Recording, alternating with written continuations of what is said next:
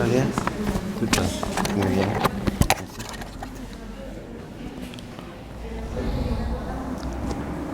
¿Y esto no sé? Esto lo meto por Ya, aquí. gracias.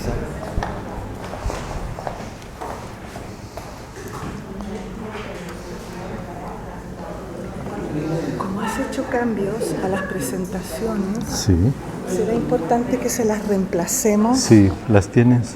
Las voy poniendo aquí todas, ¿eh?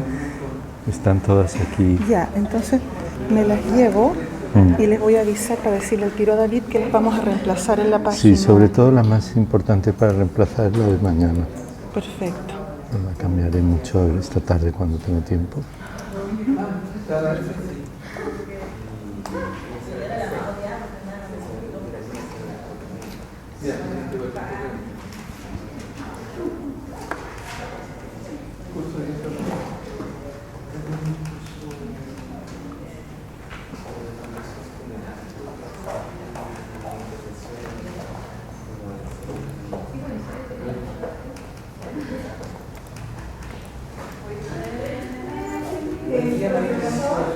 A medida que avanza la conversación, ha ido haciendo modificaciones a sus presentaciones.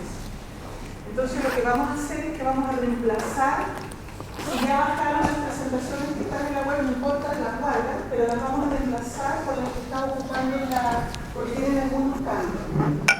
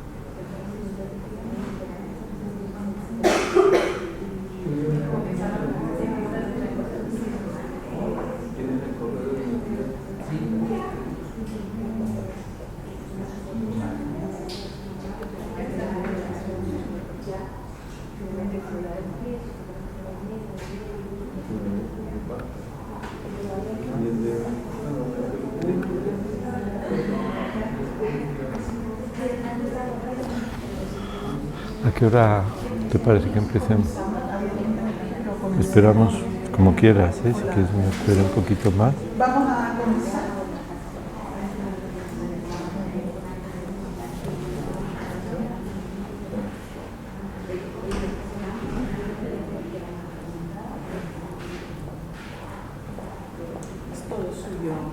Vale. Perdona, le contesto a esta persona del ministerio que será a las 4 aquí.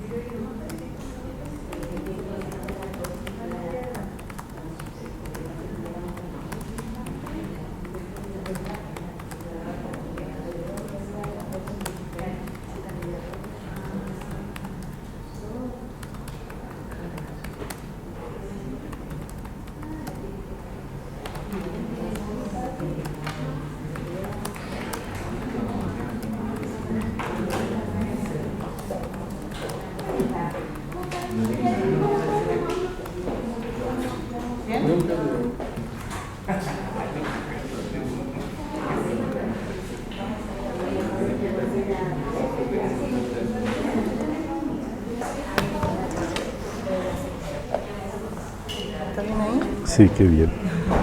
Te lo envío al correo. Sí. Es más que nada para abrir la discusión final del viernes, ¿no? Poder hablar de...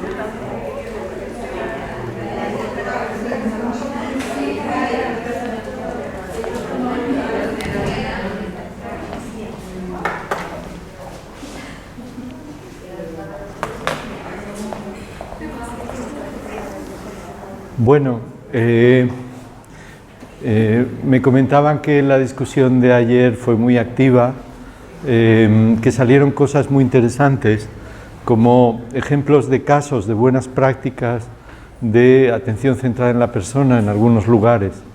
Cuando hacemos un análisis de lo que ocurre en un país, en un área concreta y lo comparamos con otros, es muy bueno ir a donde están ocurriendo las mejores cosas en ese país y analizarlo con cuidado, porque esto nos puede dar un dato de que si eso está pasando ya en el país, es una experiencia muchísimo más útil que traer lo que está pasando en Uppsala con el sistema de atención personalizada que están desarrollando los suecos.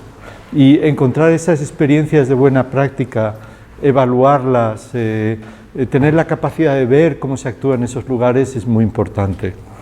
El otro punto es la necesidad de evaluación y los problemas de decir, muy bien, todo esto puede ser fantástico, pero yo estoy ocupadísimo con mi trabajo, no tenemos recursos para evaluar, nos pasamos el día rellenando formularios y no nos dicen nada de los datos que estamos facilitando al Ministerio, a los distritos sanitarios, etc.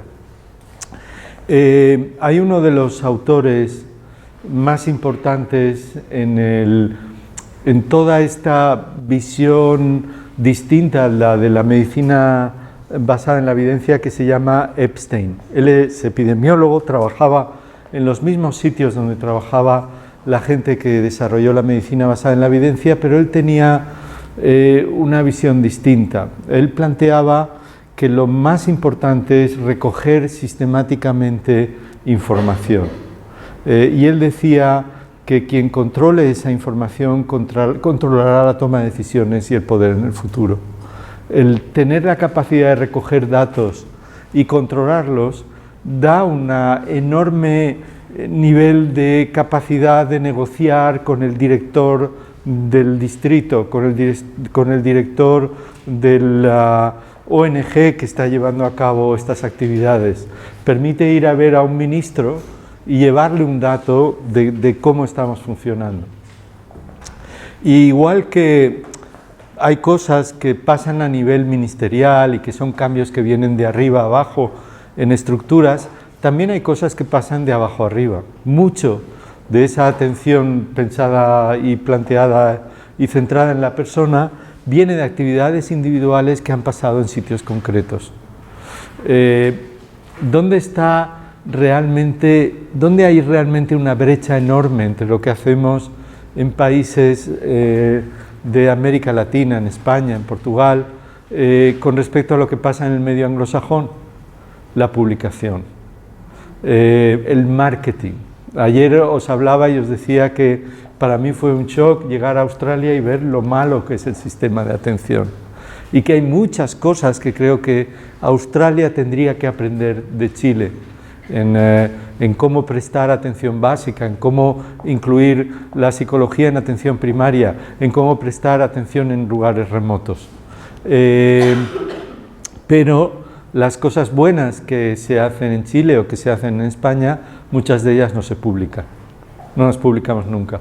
En Australia nos reunimos 5 personas para el nuevo modelo de esto y al mes siguiente está publicado.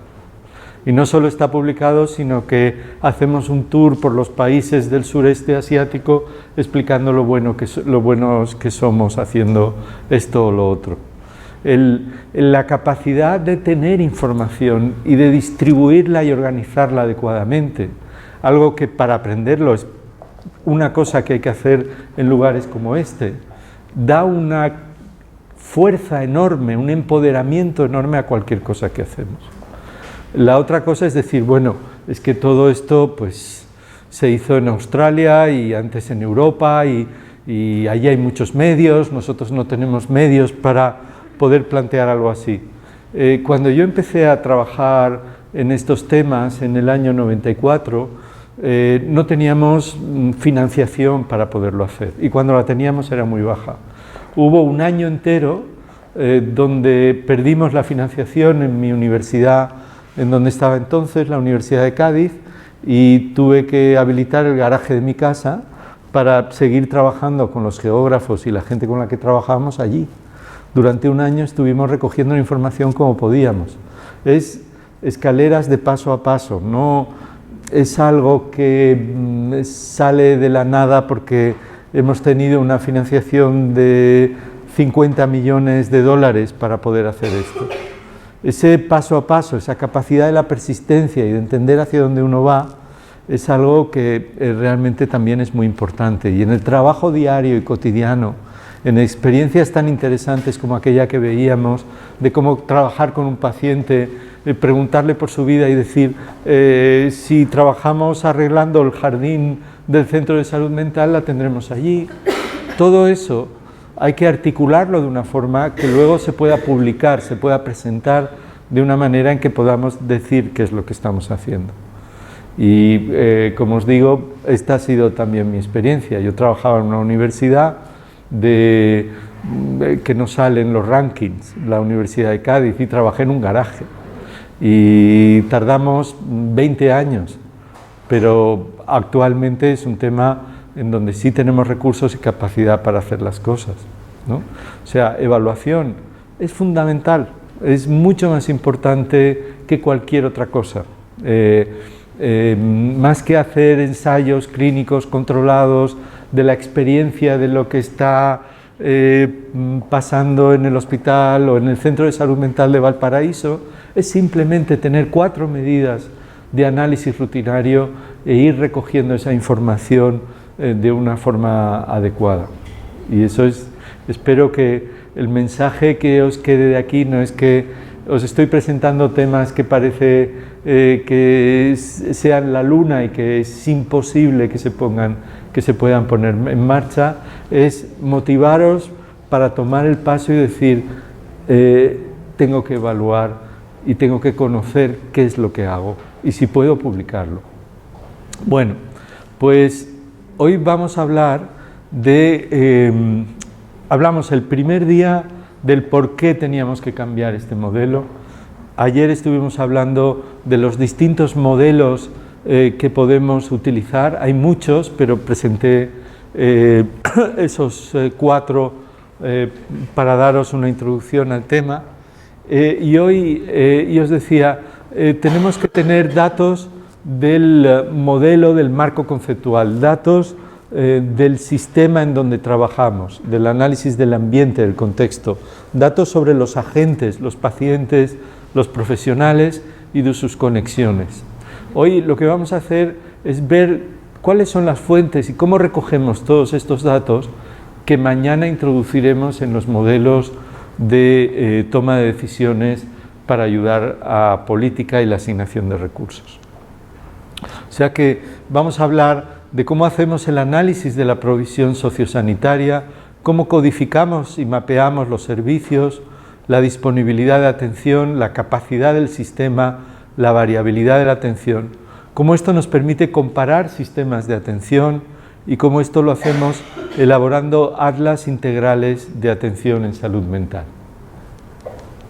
Como os decía, estamos haciendo realmente un cambio de paradigma en la forma en la que recogemos y analizamos información, que nos está llevando de la atención basada en la evidencia, basada en estudios randomizados y en la aproximación experimental, a incorporar a eso la evidencia informada, que incluye, además de esto, información local, análisis de contexto, datos epidemiológicos y datos de rutina y de grandes bases de datos. Y cómo sobre esto tenemos que hacer un sistema que permita políticas guiadas por el conocimiento, en donde además de esto y esto tenemos que incluir el conocimiento experto, también el conocimiento práctico implícito, el tácito, que yo os mencionaba ayer, nuevas técnicas de análisis de datos como el Knowledge Discovery from Data y cómo integramos estos en sistemas complejos o inteligentes de toma de decisiones.